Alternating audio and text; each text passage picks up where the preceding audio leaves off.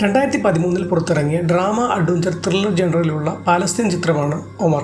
ജെറുസലേമും west ബാങ്കും Israel Palestine സംഘർഷത്തിന്റെ ഹൃദയഭാഗങ്ങളായി കണക്കാക്കപ്പെടുന്ന പ്രദേശങ്ങളാണ്. 1967 6 ഡേ വാർ കഴിഞ്ഞ് ഇവ ഇസ്രായേലിന്റെ നിയന്ത്രണത്തിലാണ്. ഇസ്രായേൽ മുഴുവൻ ജെറുസലേം നഗരത്തെയും തലസ്ഥാനമായി കണക്കാക്കപ്പെടുന്നു. എന്നാൽ ഈസ്റ്റ് ജെറുസലേം അന്താരാഷ്ട്ര നിയമപ്രകാരം അധീന പ്രദേശമായി പരിഗണിക്കപ്പെടുന്നു. വെസ്റ്റ് ബാങ്കിൽ നിരവധി ഇസ്രായേൽ കുടിയേറ്റങ്ങൾ വ്യാപകമായി നിലനിൽക്കുന്നു. അവിടെയുള്ള പാലസ്തീൻ ജനങ്ങൾ പലപ്പോഴും യാത്ര ചെയ്യാനും ദിവസേന ജീവിക്കാനും ബുദ്ധിമുട്ടുണ്ടാക്കുന്ന നിയന്ത്രണങ്ങളും സങ്കീർണമായ ചെക്ക് പോസ്റ്റ് സംവിധാനങ്ങളും നേരിടേണ്ടി വരുന്നു. വലിയ സെപ്പറേഷൻ വാളുകൾ അവിടെ നിലനിൽക്കുന്നുണ്ട്. മനുഷ്യരുടെ ജീവിതം, സുരക്ഷ, അവകാശങ്ങൾ എന്നിവയെക്കുറിച്ചുള്ള വലിയ ആശങ്കകൾ ഉയരുന്ന ഒരു പ്രദേശമാണിത്. നിങ്ങൾ ഈ ചാനൽ ഇതുവരെ സബ്സ്ക്രൈബ് ചെയ്തിട്ടില്ലെങ്കിൽ ഇതുപോലുള്ള വീഡിയോകൾ കാണുന്നതിനായി സബ്സ്ക്രൈബ് ചെയ്യുക. ഒരു യുവാവ് വെസ്റ്റ് ബാങ്ക് മതിലിന് അടുത്തായി നിൽക്കുന്നു. ഒമർ അവിടെ വണ്ടികളൊന്നും പോകുന്നില്ല എന്ന് ഉറപ്പുവരുത്തി അയാൾ മതിലിൽ കെട്ടിയിരിക്കുന്ന കയർ വഴി തൂങ്ങി കയറുന്നു. മുകളിൽ എത്തി അയാളെ പട്ടാളക്കാർ വെടിവെക്കുന്നു. അതിൽ നിന്നും രക്ഷപ്പെട്ട് അയാൾ കയറിലൂടെ തൂങ്ങി ഇറങ്ങി ഓടി ഒളിക്കുന്നു. ആരെയും കാണുന്നില്ല എന്ന് മനസ്സിലാക്കി അയാൾ തന്റെ കൈവെള്ളം നോക്കുന്നു. അത് മുറിഞ്ഞിരിക്കുന്നു. പൈപ്പിൽ നിന്നും കഴുകി അയാൾ തന്റെ സുഹൃത്തിന്റെ വീട്ടിൽ പോകുന്നു. ഒരു പെൺകുട്ടി വാതിൽ തുറക്കുന്നു. താരിഖ് ഇല്ലേ എന്ന് ഒമർ ചോദിക്കുന്നു. അവൾ അയാളെ അകത്തേക്ക് ക്ഷണിക്കുന്നു. താരിഖും സുഹൃത്ത് അംജാദും അവിടെ ഇരിക്കുന്നു. പെൺകുട്ടി എല്ലാവർക്കും ചായ കൊടുക്കുന്നു. ഒമറിന് കപ്പിനടിയിൽ ശ്വാസറിൽ ഒരു കത്ത് വെച്ച് കൊടുക്കുന്നു. അയാൾ അത് എടുക്കുന്നു. അകത്തേക്ക് പോകുന്നതിനിടെ അവൾ ഒമറിനെ നോക്കുന്നു. ഒമർ തിരിച്ചു.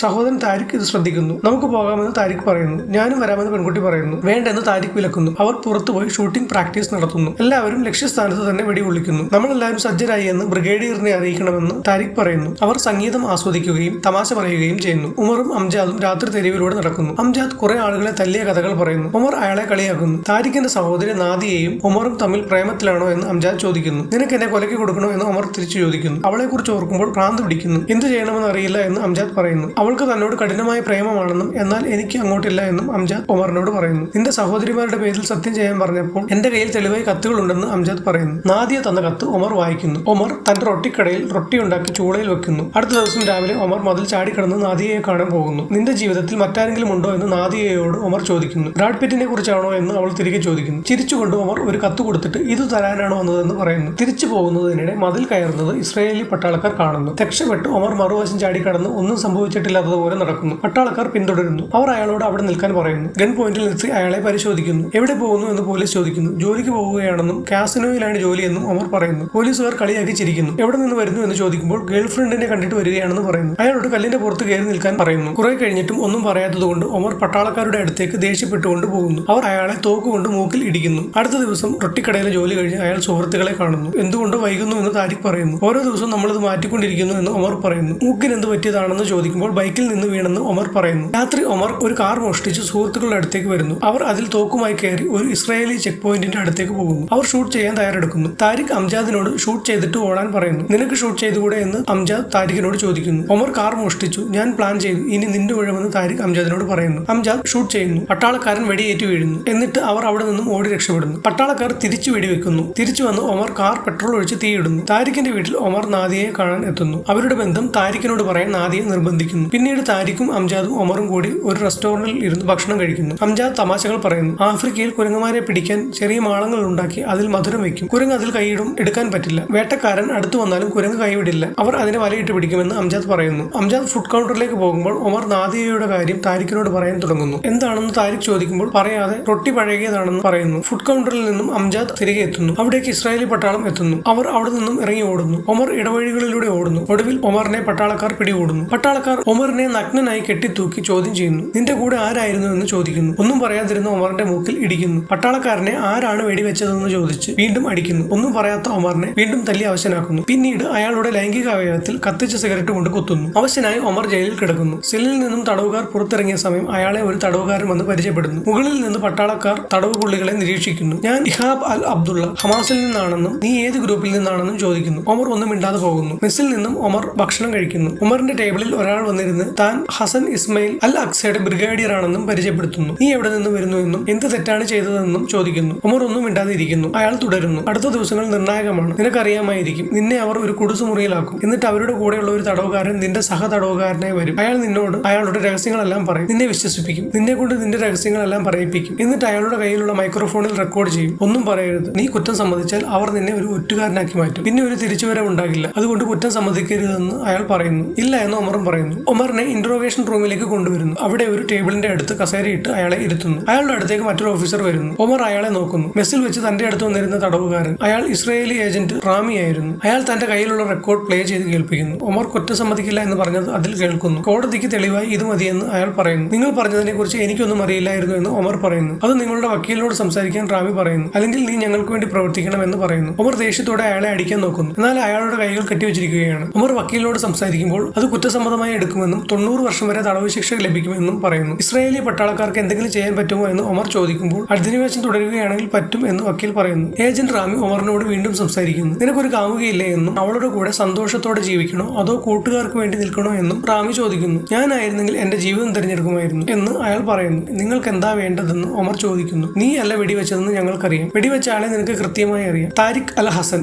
അയാളെ ഞങ്ങൾക്ക് കാണിച്ചു തന്നാൽ നിന്നെ മോചിപ്പിക്കാമെന്നും 1 മാസത്തിനകം കാണിച്ചു തരണം. അല്ലെങ്കിൽ നിന്നെ പിന്നെയും ഇവിടെ കൊണ്ടുവരുമെന്നും റാമി പറയുന്നു. ഒടുവിൽ ഒമർ ഇസ്രായേലി പട്ടാളക്കാരുടെ ചാരനായി പ്രവർത്തിക്കാൻ തയ്യാറാകുന്നു. ജയിലിൽ നിന്നും റിലീസായ ഒമർ നാട്ടിലേക്ക് മടങ്ങുന്നു. നാദിയയുടെ സ്കൂളിനടുത്തുള്ള ഒരു കെട്ടിടത്തിന് മുകളിൽ കയറി നാദിയയെ നിരീക്ഷിക്കുന്നു. സ്കൂൾ കഴിഞ്ഞു വന്ന അവളുടെ മുന്നിലേക്ക് അപ്രതീക്ഷിതമായി ചെല്ലുന്നു. താരിഖ് എവിടെയാണെന്ന് ഒമർ ചോദിക്കുന്നു. വീട്ടിൽ കാണുമെന്ന് നാദിയ പറയുന്നു. നീയാണോ അത് ചെയ്തതെന്ന് നാദിയ ചോദിക്കുമ്പോൾ നീ ഇപ്പോൾ അതിനെക്കുറിച്ചൊന്നും അറിയണ്ട എന്ന് പറയുന്നു. ഞാൻ ഇല്ലാതിരുന്നപ്പോൾ നീ എന്ത് ചെയ്തെന്ന് ഒമർ ചോദിക്കുമ്പോൾ ഞാൻ ഷൂട്ടിംഗ് പഠിച്ച് നിന്നെ മോചിപ്പിക്കാൻ ആലോചിച്ചുവെന്നും നിനക്കായി കുറെ കവിതകൾ എഴുതിയെന്നും നാദിയ പറയുന്നു. ഞാൻ എല്ലാം നിയന്ത്രണത്തിലാക്കുമെന്നും നമുക്ക് ഒരുമിച്ച് മുന്നോട്ട് പോകാമെന്നും ഒമർ പറയുന്നു. ഒമർ അവിടെ നിന്നും അംജാദിന്റെ വീട്ടിലെത്തി. അവിടെ അംജാദിന്റെ സഹോദരിമാരോട് അംജാദിന് ഒരു നമ്പർ കൊടുക്കണമെന്നും എല്ലാ ദിവസവും ഉച്ചയ്ക്ക് അതിൽ വിളിക്കാവുന്നതാണെന്നും പറയുന്നു. ഒമർ ഉച്ചയ്ക്ക് ഫോൺ വരുന്നത് കാത്ത് ബൂത്തിന്റെ അടുത്തിരിക്കുന്നു. അപ്പോൾ ഫോൺ റിംഗ് ചെയ്യുന്നു. ഫോൺ എടുത്തിട്ട് അയാൾ അവിടെ നിന്നും പോകുന്നു. താരിഖിന്റെ ഉള്ള സ്ഥലത്ത് അയാൾ എത്തുന്നു. അവിടെ താരിഖും അംജാദും ഉണ്ട്. താരിഖ് ഒമറിനെ കെട്ടിപ്പിടിച്ചുകൊണ്ട് അഭിനന്ദിക്കുന്നു. അവർക്ക് എന്താണ് വേണ്ടതെന്ന് താരിഖ് ചോദിക്കുന്നു. നിന്നെയാണ് വേണ്ടതെന്നും നീയാണ് അത് ചെയ്തതെന്നാണ് അവർ കരുതുന്നതെന്നും ഒറ്റ കൊടുക്കാനാണ് പറയുന്നതെന്നും ഒമർ പറയുന്നു. അവർ ചിരിക്കുന്നു. നമുക്ക് അവരെ പതിയിരുന്ന് ആക്രമിച്ചാലോ എന്ന് താരിഖ് ചോദിക്കുന്നു. പ്ലാൻ ചെയ്ത് അവരെ വിളിച്ചു വരുത്തി കെണിയിൽപ്പെടുത്തി ആക്രമിക്കാമെന്ന് താരിഖ് പറയുന്നു. താരിഖിനെ അവിടെയുള്ള മറ്റൊരാൾ വിളിച്ചിട്ട് അങ്ങോട്ടേക്ക് പോകുമ്പോൾ നീ കുറ്റം സമ്മതിച്ചതുകൊണ്ടാണ്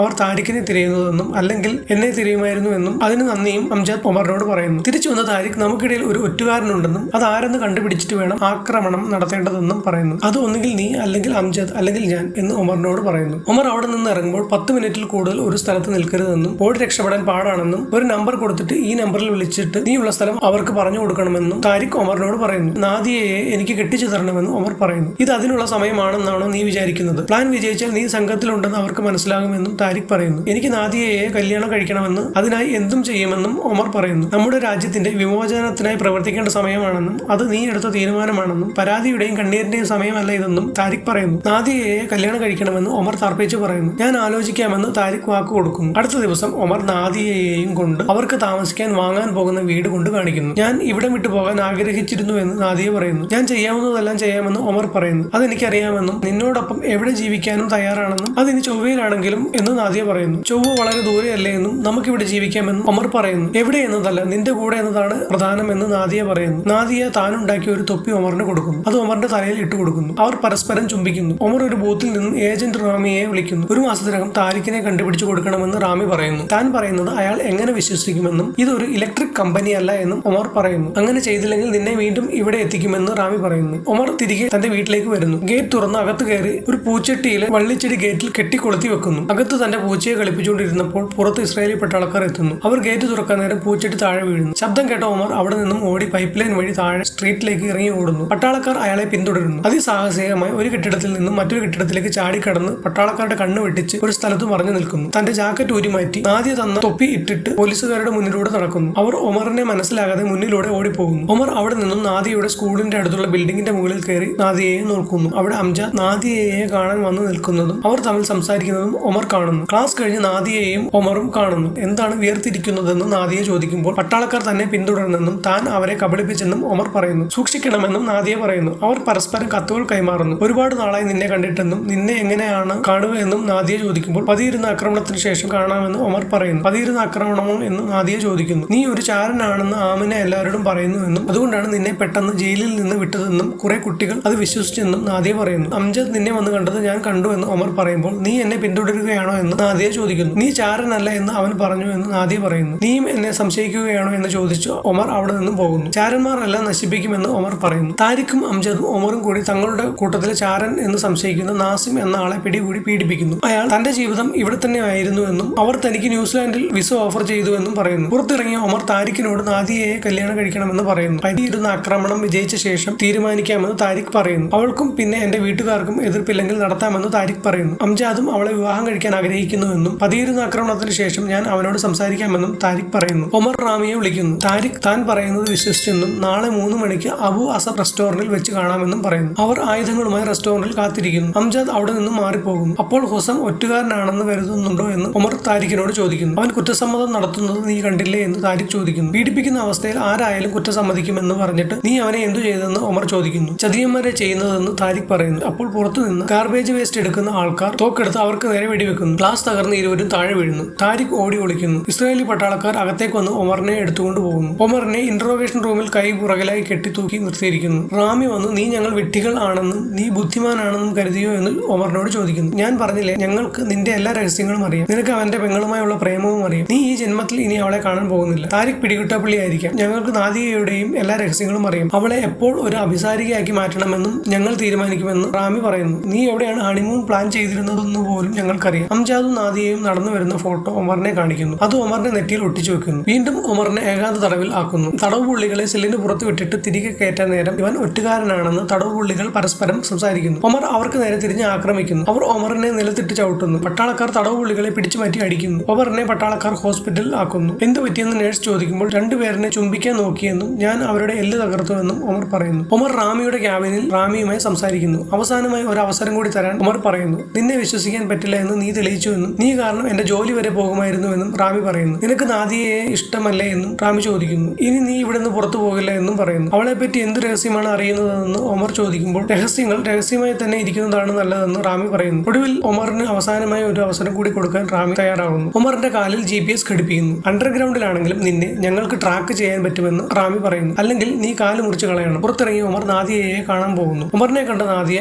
മൈൻഡ് ചെയ്യാതെ പോകുന്നു. ഒമർ പുറകെ പോകുന്നു. നീ ചാരനാണെന്നും അതുകൊണ്ടാണ് നീ പട്ടാളക്കാരെ ഷൂട്ട് ചെയ്യാത്തതെന്നും നീ കാരണം നമ്മുടെ കുറെ സുരക്ഷാ സേനക്കാർ മരിച്ചെന്നും നാദിയ പറയുന്നു. നമ്മൾ തമ്മിൽ ഇനി കാണരുതെന്ന് അവർ പറഞ്ഞെന്ന് നാദിയ പറയുന്നു. സംസാരിക്കണമെന്ന് ഒമർ പറയുന്നു. പട്ടാളക്കാരെ വെടിവെച്ചിട്ടില്ലെന്ന് ആരാണ് പറഞ്ഞതെന്ന് ഒമർ ചോദിക്കുന്നു. പട്ടാളക്കാർക്ക് അറിയാവുന്ന നിന്റെ രഹസ്യം എന്താണെന്നും അംജാദുമായുള്ള ബന്ധം എന്താണെന്നും ഒമർ ചോദിക്കുന്നു. ഒന്നും മിണ്ടാതെ നാദിയ അവിടെ നിന്നും പോകുന്നു. ഒമർ തന്റെ വീട്ടിലെ വാഷ്റൂമിൽ ഭിത്തിയിൽ ദേഷ്യത്തോടെ ആഞ്ഞടിക്കുന്നു. കൈ മുറിഞ്ഞ് ഭിത്തിയിൽ ചോരയാകുന്നു. നാദിയയുടെ കത്തുകൾ കീറി വലിച്ചെറിയുന്നു. കുറച്ചു കഴിഞ്ഞ് ആ കത്തുകൾ അയാൾ സെലോ ടേപ്പ് ഉപയോഗിച്ച് ഒട്ടിച്ചു വെക്കുന്നു. തന്റെ കാലിലെ GPS ഡിവൈസിൽ തുണി കൊണ്ട് കെട്ടി അതിൽ മുറിവിൽ ഡ്രസ് ചെയ്യുന്നത് പോലെ മരുന്ന് പുരട്ടുന്നു. തന്റെ കത്തി രാഗി മൂർച്ച കൂട്ടുന്നു. ഒമർ അംജാദിന്റെ വീട്ടിൽ പോയി സഹോദരിമാർക്ക് നമ്പർ കൊടുത്തിട്ട് തന്നെ വിളിക്കാൻ അംജാദിനോട് പറയാൻ പറയുന്നു. ഇനി വീട്ടിൽ വരരുതെന്ന് അംജാദിന്റെ സഹോദരിമാർ ഒമറിനോട് പറയുന്നു. ഒമർ നാദിയയുടെ സ്കൂളിനടുത്തുള്ള ബിൽഡിംഗിന്റെ മുകളിൽ കയറി നാദിയയെ നിരീക്ഷിക്കുന്നു. അങ്ങോട്ടേക്ക് അംജാദ് വരുന്നു. നാദിയ മതിലിനടുത്തേക്കായി വന്നിട്ട് കത്ത് കൈമാറുന്നു. അവിടെ നിന്ന് പോകുന്ന അംജാദിനെ ഒമർ പിന്തുടരുന്നു. തന്നെ എങ്ങനെ കണ്ടുപിടിച്ചുവെന്ന് അംജാദ് ചോദിക്കുമ്പോൾ നിന്റെ വീട്ടിൽ പോയെന്നും സഹോദരിമാർ പറഞ്ഞെന്നും ഒമർ പറയുന്നു. ആളൊഴിഞ്ഞ സ്ഥലത്തെത്തിയപ്പോൾ നീ അല്ല ഒറ്റുകാരനെന്ന് പറഞ്ഞ് ഒമർ അംജാദിന്റെ കഴുത്തിൽ കത്തിവെക്കുന്നു. നാദിയയുമായുള്ള ബന്ധവും ഞാനും താരിഖും എവിടെയാണെന്നും ഇസ്രായേലി പട്ടാളക്കാർ എങ്ങനെ അറിഞ്ഞുവെന്നും ഒമർ ചോദിക്കുന്നു. ഹൊസാമാണോ അത് പറഞ്ഞതെന്ന് അംജാദ് പറയുന്നു. ഹൊസാം 2 തവണ മരിച്ചു. സത്യം പറഞ്ഞില്ലെങ്കിൽ നിന്നെ ഞാൻ കൊല്ലുമെന്ന് ഒമർ പറയുന്നു. നീ എന്താണ് അവരോട് പറഞ്ഞതെന്ന് പറയാൻ ഒമർ അംജാദിനോട് പറയുന്നു. ഞാൻ കാരണം നാദിയ ഗർഭിണിയാണെന്ന് പറഞ്ഞെന്ന് അംജാദ് പറയുന്നു. ഒമർ സ്തബ്ധനാകുന്നു. അബോർഷൻ ചെയ്തില്ലെങ്കിൽ ഞങ്ങൾ 2 പേരും മരിക്കും. അവർ ഇത് പുറത്തു പറയുമെന്ന് പറഞ്ഞ് എന്നെ ഭീഷണിപ്പെടുത്തി പറയിപ്പിച്ചതാണെന്ന് അംജാദ് പറയുന്നു. അവൾക്കിതെങ്ങനെ എന്നോട് ചെയ്യാനാകുമെന്ന് ചോദിച്ച് ഒമർ അംജാദിനെ അടിച്ച് തറയിൽ കിടത്തി കഴുത്തു പിടിച്ചു ഞെരിക്കുന്നു. എന്നെ കൊന്നാൽ അവളും ചാകുമെന്ന് അംജാദ് പറയുന്നു. അവർ 2 പേരും ഒന്നും മിണ്ടാതെ കുറെ നേരം ഇരിക്കുന്നു. താരിഖിനോട് സംസാരിക്കാമെന്ന് ഒമർ പറയുന്നു. ഞാൻ വരില്ല, അവൻ എന്നെ കൊല്ലുമെന്ന് അംജാദ് പറയുന്നു. നമ്മൾ ചെറുപ്പം മുതലേ സുഹൃത്തുക്കളല്ലേ, ഞാൻ സംസാരിക്കാം, നിനക്കൊന്നും വരാതെ ഞാൻ നോക്കിക്കൊള്ളാമെന്ന് ഒമർ പറയുന്നു. അംജാദും ഒമറും താരിഖിനെ കാണാൻ കാത്തു നിൽക്കുന്നു. താരിഖ് തന്റെ അംഗരക്ഷകരുമായി അങ്ങോട്ടേക്ക് വരുന്നു. താരിഖ് അംജാദിനെയും ഒമറിനെയും പരിശോധിക്കുന്നു. ഒമറിന്റെ കാലിലെ കെട്ട് തപ്പി നോക്കുന്നു. അംഗരക്ഷകരോട് പോയിക്കോളാൻ പറഞ്ഞിട്ട് താരിഖ് ഒമറിന്റെയും അംജാദിന്റെയും കൂടെ നടക്കുന്നു. പെട്ടെന്ന് താരിഖ് ഒമറിന്റെ കഴുത്തിൽ കൈകൊണ്ട് പിടിച്ച് ഞെരിച്ചുകൊണ്ട് നിന്റെ കൂടെ ഓരോ പ്രാവശ്യം വരുമ്പോൾ ഞാൻ ഓരോ കെണിയിൽ പെടുന്നു എന്ന് പറയുന്നു. അവരോട് സഹകരിക്കാമെന്ന് നീ ഉറപ്പ് കൊടുത്തിട്ടുണ്ടോ? അവരെ പറ്റിക്കാമെന്ന് വിചാരിച്ചിട്ടുണ്ടോ? അവർ വിഡ്ഢികളാണെന്ന് നീ വിചാരിച്ചിട്ടുണ്ടോ? ഞാനാണ് അത് ചെയ്തത്. നമ്മളെ ഒറ്റുകൊടുക്കുന്നത് ആരാണെന്ന് അറിയാൻ വേണ്ടിയാണ് അത് ചെയ്തത്. ആരാണ് നമ്മളെ വഞ്ചിച്ചത്? നിന്റെ കാലിലുള്ളത് എന്താണെന്നും താരിഖ് ചോദിക്കുന്നു. GPS സംവിധാനമാണ്. ഞാൻ എവിടെയുണ്ടെങ്കിലും അവർക്കറിയാമെന്ന് ഒമർ പറയുന്നു. നിങ്ങളിൽ ആരാണ് ചതിയൻ എന്ന് താരിഖ് ചോദിക്കുന്നു. നമ്മുടെ കെണി പുറത്തു കൊണ്ടുവരാൻ അവർ അംജാദിനെ നിർബന്ധിച്ചു. അംജാദ് ഒരു തെറ്റ് ചെയ്തു, നാദിയയുമായി ഒരു തെറ്റ്. നാദിയ ഗർഭിണിയാണെന്ന് ഒമർ താരിഖിനോട് പറയുന്നു. താരിഖ് അംജാദിനെ അടിക്കുന്നു. നിന്നെ ഞാൻ കൊല്ലുമെന്ന് പറഞ്ഞ് മർദ്ദിക്കുന്നു. ഒമർ പിടിച്ചു മാറ്റാൻ ചെല്ലുന്നു. താരിഖ് തോക്കെടുത്ത് അംജാദിനെ നേരെ ചൂണ്ടുന്നു. അംജാദും താരിഖും തമ്മിലുള്ള മൽപ്പിടുത്തത്തിൽ താരിഖിന് വെടിയേൽക്കുന്നു. ഒമർ ഞെട്ടിത്തിരിച്ച് അവിടെ ഇരിക്കുന്നു. ഇസ്രായേലി പട്ടാളക്കാർ അവിടെ എത്തി താരിഖിന്റെ മൃതദേഹവുമായി പോകുന്നു. ഒമറിന്റെ കാലിലെ GPS അവർ എടുത്തു മാറ്റുന്നു. നിങ്ങൾക്ക് എന്ത് സഹായം വേണമെങ്കിലും ആവശ്യപ്പെടാമെന്ന് റാമി പറയുന്നു. ഞങ്ങൾക്ക് നിങ്ങളുടെ ഒരു സഹായവും വേണ്ട എന്ന് ഒമർ പറയുന്നു. താരിഖിന്റെ മൃതദേഹം 2 മാസം ഒളിപ്പിച്ചു വെക്കാമോ എന്ന് ഒമർ റോമിയോട് ചോദിക്കുന്നു. അല്ലെങ്കിൽ അതെന്റെ തലയിലാകുമെന്ന് പോകാമെന്നും റോമിയോട് പറയുന്നു. അത് അയാൾ സമ്മതിക്കുന്നു. ഒമറും അംജദും താരിഖിന്റെ വീട്ടിൽ ഇരിക്കുന്നു. ഞങ്ങൾ നാദിയയെ അംജദിന് വേണ്ടി ആലോചിക്കാൻ വന്നതാണെന്ന് ഒമർ പറയുന്നു. അംജദിന് ഒരു കുടുംബം പോരാനുള്ള കഴിവുണ്ടോ എന്ന് നാദിയയുടെ അച്ഛൻ ചോദിക്കുന്നു. അംജദിന് അത് കഴിയുമെന്ന് ഒമർ പറയുന്നു. താരിഖിനോട് ചോദിക്കണം എന്ന് അച്ഛൻ പറയുമ്പോൾ താരിഖിന് എല്ലാം അറിയാമെന്നും ഞങ്ങൾ പറഞ്ഞിരുന്നുവെന്നും ഒമർ പറയുന്നു. നാദിയ ചായയുമായി ഒമറിന്റെ അടുത്ത് വരുന്നു. കപ്പിനടിയിൽ കത്ത് ഒളിപ്പിച്ചു വെച്ച് ഒമറിന്റെ അടുത്തേക്ക് നീട്ടുന്നു. എന്നാൽ ഒമർ അതെടുക്കാതെ ചായ മാത്രം എടുത്ത് നാദിയയെ നോക്കാതെ ഇരിക്കുന്നു. നാദിയ ഒമറിനെ നോക്കിയിട്ട് അംജദിന് ചായ കൊടുത്തിട്ട് അകത്തേക്ക് പോകുന്നു. നാദിയയോടും ചോദിക്കണമെന്ന് അച്ഛൻ പറഞ്ഞിട്ട് അകത്തേക്ക് പോയി നാദിയയോട് ചോദിക്കുന്നു. നാദിയ ഒമറിനെ നോക്കിയിട്ട് അത് സമ്മതിക്കുന്നു. ഒമറിനെ വീണ്ടും നോക്കുമ്പോൾ അയാൾ തിരിഞ്ഞു നോക്കുക പോലും ചെയ്യാതെ അവിടെ ഇരിക്കുന്നു. ഒമർ തന്റെ സമ്പാദ്യമെല്ലാം അംജാദിന് കൊടുക്കുന്നു. കുട്ടി ജനിക്കുകയാണെങ്കിൽ വളർച്ച എത്താതെ ജനിച്ചതാണെന്ന് പറയാൻ അംജാദിനോട് പറയുന്നു. അംജാദ് ഒമറിനെ കെട്ടിപ്പിടിക്കാൻ തുടങ്ങുമ്പോൾ ഒമർ തിരിഞ്ഞു പോകുന്നു. നാദിയ കൊടുത്ത തൊപ്പിയും കത്തുകളും നാദിയയുടെ ഫോട്ടോയും ഒമർ ചൂളയിലിട്ട് കത്തിക്കുന്നു. താരിഖിന്റെ മൃതദേഹവുമായി പ്രതിഷേധക്കാർ തെരുവിലൂടെ നടക്കുന്നു. അംജാദും ഒമറും അതിൽ മുൻനിരയിൽ ഉണ്ട്. നാദിയ ആൾക്കൂട്ടത്തിൽ നിന്ന് കരയുന്നത് ഒമർ കാണുന്നു. കരയുന്ന അംജാദിനോട് നീ എന്തിനാണ് കരയുന്നതെന്ന് ഒമർ ചോദിക്കുന്നു. നീ കരയേണ്ട ആവശ്യമില്ലെന്ന് ഒമർ പറയുന്നു. ഇന്ന് മുതൽ നിനക്ക് എന്നെയും എനിക്ക് നിന്നെയും അറിയില്ലെന്ന് പറഞ്ഞിട്ട് ഒമർ അവിടെ നിന്ന് പോകുന്നു. 2 വർഷങ്ങൾക്ക് ശേഷം ഒമർ തന്റെ കടയിൽ നിന്നും ജോലി കഴിഞ്ഞ് പുറത്തു വരുമ്പോൾ കുറച്ചുപേർ അയാളെ വന്ന് കാണുന്നു. അയാൾ മുഹസിൻ അലി താഹ ആണെന്നും ഇപ്പോഴത്തെ ജെറുസലേമിന്റെ ബ്രിഗേഡിയർ ആണെന്നും പറയുന്നു. അംജാദ് പ്രതിരോധത്തിൽ എന്താണ് ചെയ്തുകൊണ്ടിരുന്നതെന്ന് അവർ ചോദിക്കുന്നു. അംജാദും താരിഖും തമ്മിൽ സൗഹൃദത്തിലായിരുന്നില്ലേ എന്നും അയാൾ ചോദിക്കുന്നു. നീ എങ്ങനെയാണ് പെട്ടെന്ന് പുറത്തിറങ്ങിയതെന്ന് ഒമറിനോട് ചോദിക്കുമ്പോൾ ഞാൻ ഒന്നും പറഞ്ഞില്ല, അവർക്ക് തെളിവുകളില്ലാത്തതിനാൽ എന്നെ വിട്ടയച്ചു എന്ന് ഒമർ പറയുന്നു. അംജാദ് ഒരിക്കലും പിടിക്കപ്പെട്ടിട്ടില്ല. നിഗൂഢത മാറ്റാൻ നീ സഹായിക്കണം. സർജന്റെ പോസ്റ്റ്മോർട്ടം റിപ്പോർട്ടിൽ താരിഖിന്റെ മൃതദേഹത്തിന് 2 മാസം പഴക്കമുണ്ട്. അവസാനമായി താരിഖിനെ നിങ്ങളുടെ കൂടെയാണ് കണ്ടതെന്ന് മുഹസിൻ അലി സാഹ പറയുന്നു. അംജാദിനെ കുറിച്ച് ചോദിക്കുമ്പോൾ ഒന്നും അറിയില്ല എന്നും ഒമർ പറയുന്നു. നിന്റെ സഹായമില്ലാതെ കണ്ടുപിടിക്കാൻ പറ്റുമോ എന്ന് നോക്കട്ടെ എന്ന് മുഹസിൻ അലി സാഹ പറയുന്നു. അടുത്ത ദിവസം റാമി അംജാദിന്റെ കടയിൽ വരുന്നു. മുഹസിൻ അലി സാഹയെ കുറിച്ച് വിവരം നൽകണമെന്നും അവർ നിന്നെ വന്ന് കണ്ടത് ഞങ്ങൾക്കറിയാമെന്നും നിനക്ക് വേറെ മാർഗമില്ലെന്നും അനുസരിച്ചില്ലെങ്കിൽ അംജാദിനെയും നാദിയയെയും കൊല്ലുമെന്നും ഒമറിനെ ഭീഷണിപ്പെടുത്തുന്നു. ഒമർ നാദിയയുടെ വീട്ടിലേക്ക് പോകാൻ തീരുമാനിക്കുന്നു. അതിൽ ചാടിക്കടക്കാൻ അയാൾക്ക് പറ്റുന്നില്ല. കയറിൽ തൂങ്ങി അയാൾ താഴെ വീഴുന്നു. അതുവഴി വന്ന ഒരു വൃദ്ധൻ അയാളെ കയറാൻ സഹായിക്കുന്നു. അയാൾ നാദിയയുടെ വീട്ടിലെത്തുന്നു. അംജദ് എവിടെയെന്ന് നാദിയയോട് ചോദിക്കുന്നു. ഉടനെ വരുമെന്ന് നാദിയ പറയുന്നു. പുറത്തേക്ക് ഇറങ്ങി ഒമറിനോട് ലിവിംഗ് റൂമിൽ ഇരിക്കാമെന്ന് നാദിയ പറയുന്നു. സംസാരത്തിനിടയിൽ കുട്ടികളുടെ പേര് ഒമർ ചോദിക്കുന്നു. മൂത്ത മകന്റെ പേര് താരിഖ്. ചേട്ടൻ മരിച്ച് 1 വർഷം കഴിഞ്ഞാണ് അവൻ ജനിച്ചതെന്ന് നാദിയ പറയുന്നു. മാസം തികയാതെയല്ലേ ജനിച്ചതെന്ന് ഒമർ ചോദിക്കുന്നു. ദൈവാനുഗ്രഹത്താൽ അങ്ങനെയല്ല എന്ന് നാദിയ പറയുന്നു. നീ എന്റെ കത്തുകൾ സൂക്ഷിച്ചു വെച്ചിട്ടുണ്ടോ എന്നും ഞാൻ നിന്റെ എല്ലാ കത്തുകളും സൂക്ഷിച്ചു വെച്ചിട്ടുണ്ടെന്നും നാദിയ പറയുന്നു. ഞാൻ നിന്നെ ചാരൻ എന്ന് വിളിച്ചെന്നും തെറ്റ് ചെയ്തെന്നും അംജാദിന്റെ കയ്യിൽ കത്ത് കൊടുത്തു വിട്ടത് നീ എന്നോടുള്ള ദേഷ്യത്തിൽ വാങ്ങിയില്ല അല്ലേ എന്നും നാദിയ ചോദിക്കുന്നു. ചതി നടന്നിട്ടുണ്ടെന്ന് മനസ്സിലായ ഒമർ താനാണ് തെറ്റുകാരൻ എന്ന് പറഞ്ഞ് അവിടെ നിന്നും പോകുന്നു. നാദിയ ഗർഭിണിയായിരുന്നു എന്ന് താരിഖിനോടും ഒമറിനോടും അംജാദ് നുണ പറയുകയായിരുന്നു. ഒമർ ഇസ്രായേലി പട്ടാളക്കാരെ വിളിച്ചിട്ട് താരിഖ് അല്ല പട്ടാളക്കാരനെ കൊന്നതെന്നും ഒരു തോക്ക് തന്നാൽ ഞാൻ കൊന്ന ആളെയും മുഹസിൻ അലി സാഹയെയും കാണിച്ചു തരാമെന്ന് പറയുന്നു. ഒമർ മുഹസിൻ അലി സാഹയെ കാണുന്നു. നിങ്ങൾ അംജാദിനെ ഒന്നും ചെയ്യരുതെന്നും ഞാൻ അവനെ കൊല്ലുമെന്നും ഒമർ പറയുന്നു. തോക്കുമായി ഇസ്രായേലി ഏജന്റ് റാമിയും കൂട്ടരും അങ്ങോട്ടേക്ക് വരുന്നു. അയാൾ ഒമറിന് തോക്ക് കൊടുക്കുന്നു. ഞാൻ ഇതുപോലെയൊന്ന് ഇതുവരെ ഉപയോഗിച്ചിട്ടില്ലെന്ന് ഒമർ പറയുന്നു. അയാൾ തോക്ക് ഉപയോഗിക്കാൻ ഒമറിനെ പഠിപ്പിക്കുന്നു. എന്നിട്ട് ഒരു കള്ളിമുൾ ചെടി നോക്കി വെടിവെക്കുന്നു. ഒമർ താൻ ഉപയോഗിച്ച് നോക്കട്ടെ എന്ന് പറഞ്ഞിട്ട് തോക്ക് വാങ്ങി കള്ളിമുൾ ചെടിയിലേക്ക് ചൂണ്ടുന്നു. എന്നിട്ട് ആഫ്രിക്കയിൽ കുരങ്ങന്മാരെ പിടിക്കുന്നത് എങ്ങനെയാണെന്ന് അറിയാമോ എന്ന്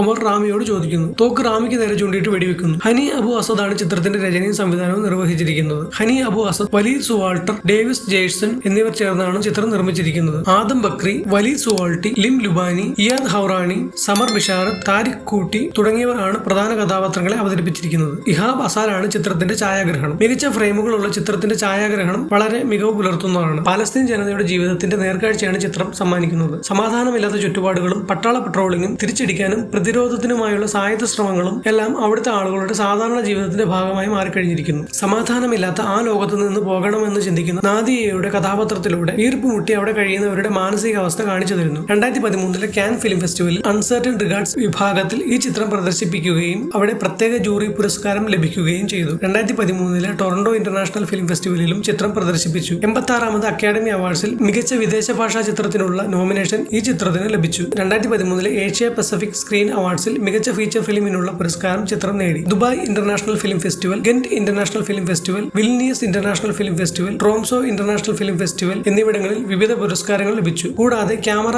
ഇമേജ് അവാർഡും ചിത്രത്തിന് ലഭിച്ചു. 2014 മെയ് 1 ന്യൂയോർക്കിലെ ഐക്യരാഷ്ട്രസഭയിൽ ഈ ചിത്രം പ്രദർശിപ്പിച്ചു. ചിത്രത്തെക്കുറിച്ച് നിങ്ങളുടെ അഭിപ്രായം കമന്റ് ചെയ്യുക. ചിത്രം കാണാത്തവർക്ക് ആമസോൺ പ്രൈം വീഡിയോയിൽ കാണാവുന്നതാണ്. മറ്റൊരു ചിത്രത്തിന്റെ വിവരണവുമായി അടുത്ത വീഡിയോയിൽ കാണാം.